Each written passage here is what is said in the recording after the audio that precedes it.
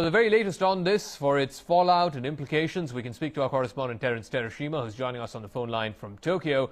First of all, this WHO report, some folks are saying it's too conservative, that the chances of potential damage in the form of cancer, both to men and women, their estimate is far too low. How have folks been responding to this WHO report, first of all?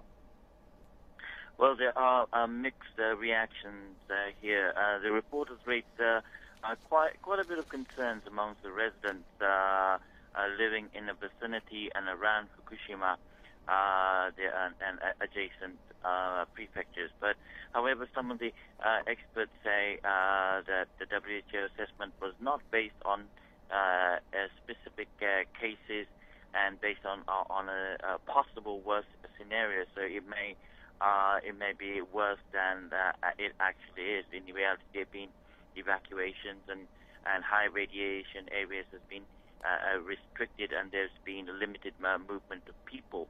So you have to pick a particular case in order to get a accurate assessment, and nobody has been prolonged exposed to it. And the mayor of Iidatte village said, which was a part of a compulsory evacuation area, said if it's a very accurate, specific figure according to a movement of certain people, then he will accept it. But in reality, people have been evacuated pretty soon, and food products out of the area have been restricted and stopped. So the report is fueling worries to people and may cause rumors. And the mayor is asking for a follow-up on this by the government in order to assure people of the actual of figures. And Terry, you also now have the story about this fish being detected with 500,000 times more radiation than permissible from government limits.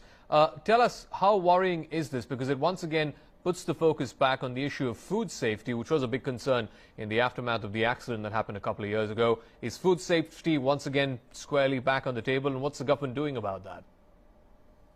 Well, the food safety issue has been in debate amongst the Japanese public, and in fact, there's almost a paranoia in some places where they have shops have radiation detecting devices in order to assure customers that their products are safe.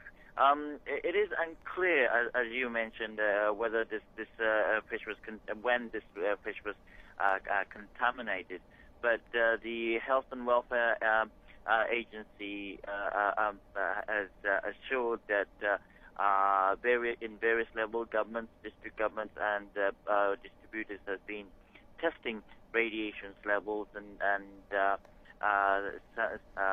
prohibited to sell fish that has more than the government limit. So the government is confident that it's not reaching the mass of people, but they're rather worried about that it will cause a scare, and people might not buy products from Fukushima or eastern Japan, as it were. So the government is trying to put out the fire, as it were, after this finding. That's always the case with food, isn't it? It's always the fear, the scare, which is far more worrying than the actual contamination itself.